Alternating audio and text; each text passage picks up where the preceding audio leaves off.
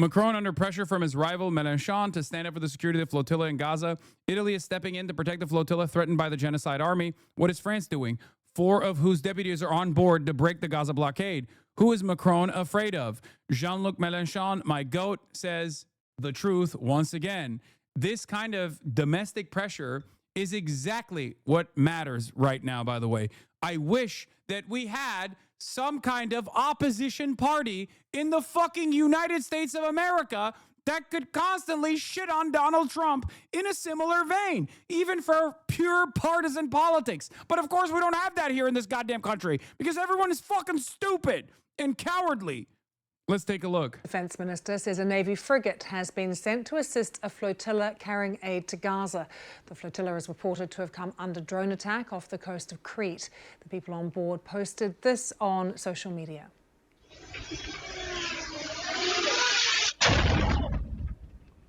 The global Samud flotilla said more than a dozen explosions were heard around the flotilla as it sailed off Greece late on Tuesday, with damage caused by unidentified objects dropped on deck. Some of those on board recorded messages. Here's one of them. We just heard another attack right now. We know of 5 vessels that have been attacked by a bomb. You can clearly hear it, and again, another bomb was released. We do not know which vessel it is at this very moment. Raise the alarm. We are in international waters carrying only humanitarian aid. We have no weapons. We pose no threat to anyone. The Greek Coast Guard says a European Union Borders Agency patrol boat had approached one vessel and saw no evidence of damage. But let's speak now to Dr. James Smith, a British A&E doctor who, as part of the flotilla crew, had to return back to the UK. Like, think about, dude, look at the discontent and the action that these countries are taking right now. And then look at what we are predisposed with in the United States of America. They recognize what Israel is doing. They are demonstrating against Israel, and they're demonstrating to protect people who are taking action against Israel. Meanwhile, here in the United States of America, even though there are American citizens on those humanitarian aid ships that are seeking to go through the Israeli blockade, the unjustifiable Israeli blockade, okay, they have journalists on those ships as well. They have humanitarian aid that they want to directly deliver to the people of Gaza, okay, while they are being genocided by the Israeli state. What are Americans worried about? Fucking Jimmy Kimmel. I'm not going to say that it's not a significant attempt by the administration to quash any sort of fucking political dissent, to try and force the FCC, or to try and get the FCC to force these corporations to stop running Jimmy Kimmel because of the Republican distaste for Jimmy Kimmel's commentary, okay? That is significant. It's a significant erosion of the First Amendment. But make no mistake, we are still busy with silly shit, okay? We're still busy with silly shit. We're still busy with silly shit in a country that is perhaps most responsible for Israel's continued genocide. It's our money that is going over there to kill those children. It's our tax dollars. It's the weapons that we develop and design that Israel is using on the population. I'm with you, dog, but you were on Kimmel for 3 days also. Man, that's the reason why I was on it, is because any kind of encroachment against the First Amendment is a obvious fucking problem. Do you not understand? That's why I'm saying it's not insignificant. It is not insignificant that Jimmy Kimmel was taken off the air due to direct pressure and threats by the FCC. That is still an erosion of American liberties, okay? And even then, what did I say? I kept bringing the conversation back to the other attempts by the administration to successfully undermine free speech from the point of immigrant enforcement. To come to me and act as though I do not recognize this reality is so fucking stupid. Jesus Christ. I mean, here it is.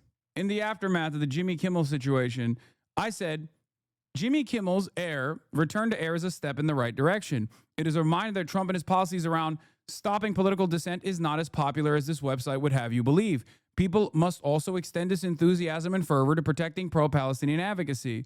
To accuse me of dropping the ball on pro-Palestinian advocacy is so stupid when you clearly don't understand that a big part of the reason why an administration that comes after Jimmy Kimmel for like tepid ass takes about the fucking administration are clearly going to destroy my opportunity to speak out against Israel. I understand that reality. I'm surprised that you guys don't.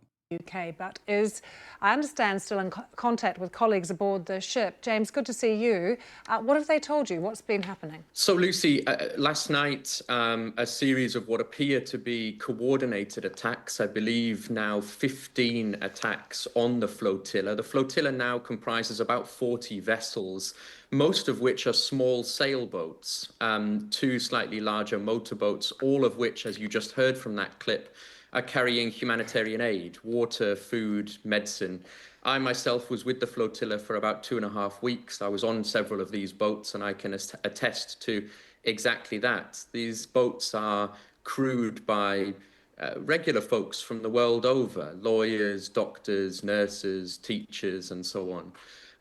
What we know about what happened last night, so we were still trying to get to the bottom of exactly what was used against the boats, but a series of quadcopters were flying very close to the boats and dropped onto several vessels what looked like flashbangs, very loud noise, very bright light, often used to disorientate and to intimidate. And then, of course, the communications line was jammed. The VHF radio, which is used for emergency communications, started playing music by the Swedish band ABBA. We believe that this might well be due to the peculiar fixation of the Israeli state on the participation of Swedish national Greta Thunberg. Given that the Is not an attack on you if organizing is such a big problem for the left in the U.S. Couldn't someone with such a large platform following like yours help organize blackout or strikes or other means of organizing the fight back? It's not an attack on me. It's an attack on, I guess, your inability to understand the logistics of planning something like this, a mass demonstration like this. You have to use the pre-existing organizations. Labor union collective action needs to be conducted at the union level. 41,000 people, if we all decided to collectively not go to work tomorrow, this would not actually change the dynamic at all, because there is no like organizing body that puts it together. It's like Reddit strikes or whatever people try to fucking pretend to put together are all inconsequential. Unions have to do it. There's nothing you can do. At most, what you can do is basically try to engage in like mass protest or something. Yeah, that's just 41,000 companies that have one employee not showing up for a day. And people are going to be like, why didn't he show up? I don't know. Agreed, you can't go out and call for a general strike, but as an activist, I constantly see the need for new structures. Are the established ones that are stagnant and concerned about contracts? This is only something that you can do from within. If you're a rank and file member, if you're already a part of union organizing, you can approach your union to demonstrate, to take action. Otherwise, it's just a sick day. That's not how this works. amount of aid on board the flotilla is so small, when the scale... But 10% of the U.S. workforce in a union, they are in an institution of power, is just fucking... Isn't that just dogmatic Marxist cope? That is just so wrong. One singular sector, one singular union, the longshoremen's union could literally destroy the American economy. The Teamsters could completely shut down all logistics in this country. You are wrong. It doesn't have to be all unions. One union could completely shut down the economy. One union. Are you kidding me? That's the reason why it's illegal for many of these unions to even engage in work stoppages. It is the only power that they have. Work stoppage is the only power that a labor union has to make the companies meet their very reasonable fucking demands. Even the mere threat of a work stoppage is enough for the administration to come in and be like, we gotta listen to what they're saying. We can't have this happen. That is the reason why America has so many anti-union provisions, anti-labor provisions in their own rules, in their rule book. Yeah, a lot of U.S. unions can't strike without breaking contract. The UPS union is one of them. I used to work for it. I know. That is the principle of solidarity, however, that it doesn't matter. If a labor union takes this action and they have enough runway to protect their rank and file, this is why strike funds are important, okay? This is why This is why they have a legal team. This is why they have strike funds. If rank and file get together and basically starve out the capital owners for an extended period of time, their interest in generating profits is going to inevitably kick in and force them to meet the demands of the labor union. Look, I mean, I don't think that anyone on the flotilla feels that the amount of aid will make a significant dent on the material conditions. This is a population. Like when you say, what about right to work days? It doesn't matter. They can't, the whole point is they can't fire everybody, okay? And even if they did, the process of rehiring and retraining would be so unimaginably costly. These are all calculations that the capital owners have to make. What are we doing? That's why historically, this is how initiatives have taken place. That's why historically changes have been made in exactly this way. Because it's gotten to a point where the majority everywhere in the Western world has realized that this is a genocide. It's unacceptable, and we have to do everything in our power to stop it. So they have to literally say it's a genocide. I mean, look no further than the New York Times, right? When the New York Times wrote that silly article about me in the style section about how I was accusing Israel of, in air quotes, a genocide, that was a couple months ago, right? Now the New York Times allows me to write a fucking op-ed where I say Israel is doing a genocide, and they hyperlink it to another New York Times op-ed from a Holocaust scholar, a Jewish Israeli Holocaust scholar, who is also calling it a genocide. So like the permission structure has expanded. It's no longer an accusation. It's now the objective reality. Maybe there's still a difference in opinion on this stuff, but that means that 6 months down the line, they are going to also, once the Overton window is shifted in the direction of truth even further, they will then say, these guys are actually denying the Holocaust. These guys are actually denying the genocide. We're not there yet. And obviously, it's totally understandable and totally reasonable for people to say too little, too late.